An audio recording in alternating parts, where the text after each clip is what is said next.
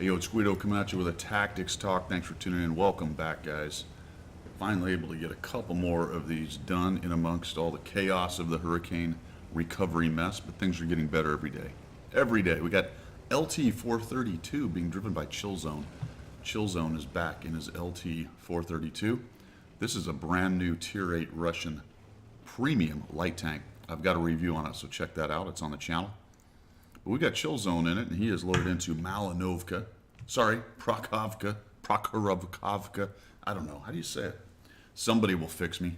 We'll call it Proc. We're going to go with Proc. And he has pushed pretty aggressively forward. Let's talk about this positioning in just a minute, because I kind of like this. And I'm going to talk about how he plays this game quite a bit in here, because it's an interesting way to handle this map that I haven't done very much. So we'll talk about it. I usually try to get up high up here, but that's problematic. It's easy to get spotted. There's a 4190 GF, which is the other scout, a couple mediums with decent spotting. And if you get up into about this area here, you can often spot scouts attempting to get up into that bush. In addition to that, that bush is well known and often gets blind shot. Or you just have somebody YOLO up to get a proxy light on you and light you up and you die. It's a great bush if they don't counter it. But this one right here is almost the same. Almost the same. Not quite. You can't see down into the back side of this little hill over here, which is about right here. You can't see as far back into the backfield. There's some bushes in the way. But it's almost as good, and nobody really expects anyone to be sitting there. So let's see what happens with Chilzone. He goes into this spot, and I think it's a very interesting early passive spot. He's running food. I'm assuming he's got optics. He clearly does not have binoculars or a camo net.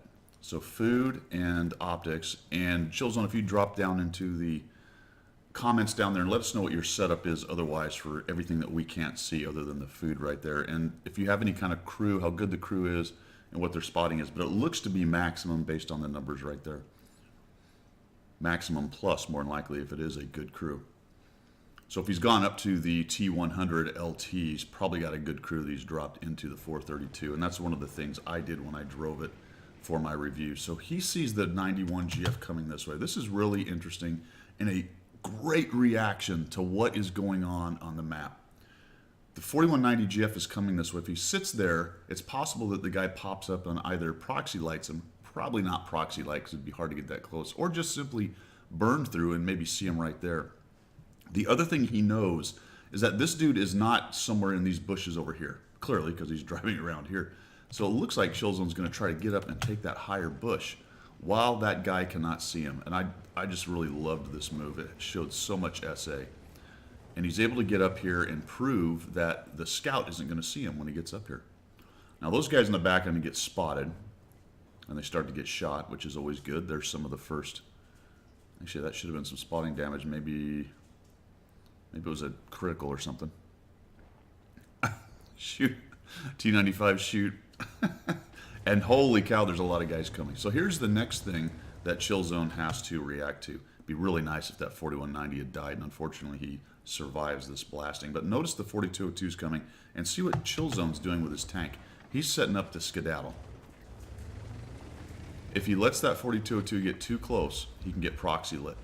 If he lets him get right up to proxy lit and stays in the bush, that will be the last minute light that he can get, but it'll take him so long to get up and over this little ridge that he'll be exposed to all those shots forever. So he gets out early. And that was a great decision right there. Almost gets caught up on the red line. See how the terrain drops right here, and now he's a little bit covered. So he gets out of there, falls back, and watch him use the circle. He gets spotted here, which is a little bit rough. He actually survives not getting shot at. Spins around, and I just noticed he doesn't have camo on his hat. That's terrible. You cheapo. Put camo on your turret, you cheapo. And he's going to come back and use the circle.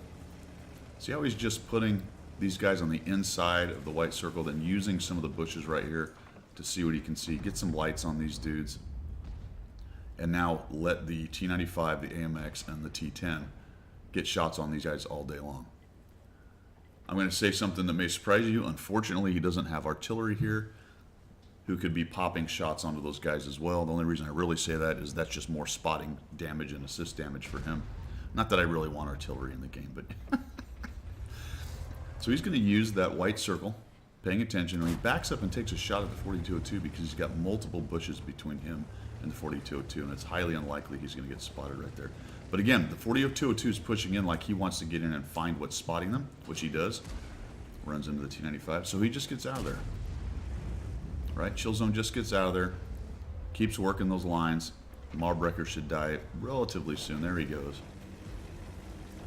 Down goes the T-10, or sorry, the 4202 to the T-10, and we're up to 2,800. And he's done a pretty masterful job so far of lighting up a large number of enemy tanks. I mean, he's got 3 snipers in him, and he's taken on, what do we got? 1, 2, 3, 4, 5, 6, 7 of the enemy tanks. Slight mistake here. He comes in here. I think he's going to get spotted. Yeah.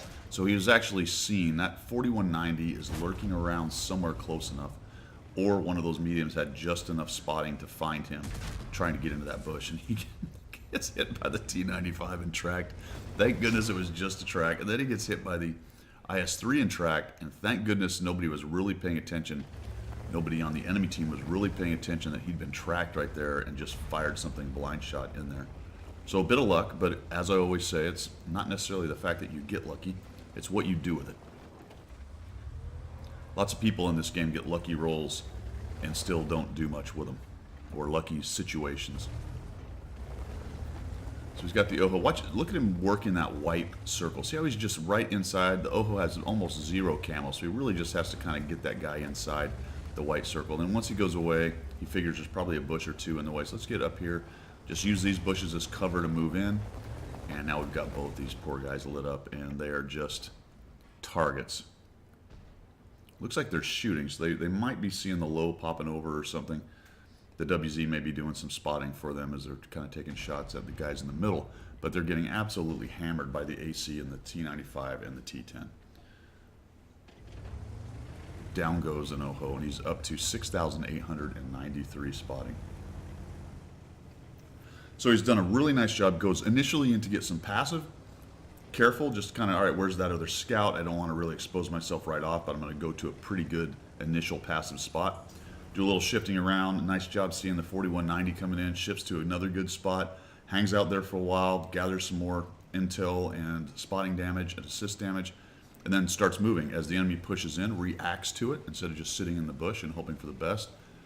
And then some just back and forth as the enemy makes kind of a half-arsed push into them. There was a couple guys sitting back trying to snap, trying to snipe and snap, and a couple guys pushing up. Cleared out the guys that were pushing, then started working back into the backfield on the big fatties that have a hard time hiding. And there you go, we're at 7,934. Looks like this E50 is either AFK here or just not very bright. Oh, he is moving. Never mind. I thought he wasn't. Last time I thought he wasn't moving or shooting, but there you go. He's getting absolutely hammered. None of this is spotting damage, though, so it's just collecting some damage dealing. There still is the 4190. He gets spotted right there, which is interesting. Either the 4190 or maybe the E50 has just enough spotting as he came outside of the bush and was firing. That would lower his camo as he fired. So you're coming in here looking for the scout. There he is. He misses. A little dodging. Oh, another miss. Ah, and the 4190 gets him. The Patton gets it. The Patton shooting HE. Fantastic. I didn't notice that the first look through. The Patton is shooting HE. We're up to 7,900 spotting, 795 dealt. This is a 2-tier battle, so he's bottom tier, but he's only 1 tier down. Picks the side of the T-30. I like the shot prioritization right there, but unfortunately bounces off the turret or some silliness. I don't know. Yeah, I guess he's worried that one of them's looking at him, but the Patton might be looking at him. I don't know. Waits a while to get a shot there, being very careful. He's spotting the poor Patton. T-54 is going to dive on him. I don't know if he gets one more shot. He might get one more shot in here. Oh! And down he goes. 7,934 spotting. 990 damage. And 1 kill. And a masterful job of showing exactly how, or one of the ways how to play Malinovka. I keep calling it Malinovka. Where am I? Where am I? What am I doing? Where are my pants? Proc. He's on proc. I know. Fiery Salient, right? It's fire. There's no fire. What happened to Fiery Salient? They took it out, didn't they? That's too bad. Okay, we've completely derailed. A nice job showing you one of the best ways to play this map, which is a combination of passive and active scouting and knowing when to use each one. Just a really nice job and a good exhibition of the 432. This is a really good scout tank. For whatever reason, all of the premium scout tanks are really good. I mean, I assume it's because scout tanks are hard to play, so in order to sell them, they have to be really good. I don't know. There's probably a lot of that in there, but this one, if you are looking for one, is a good scout tank. You'll have a lot of fun in this tank. Lots of capability. Hey, man, thanks for sending this in. This was a good one. I appreciate it. And as always, we will see you.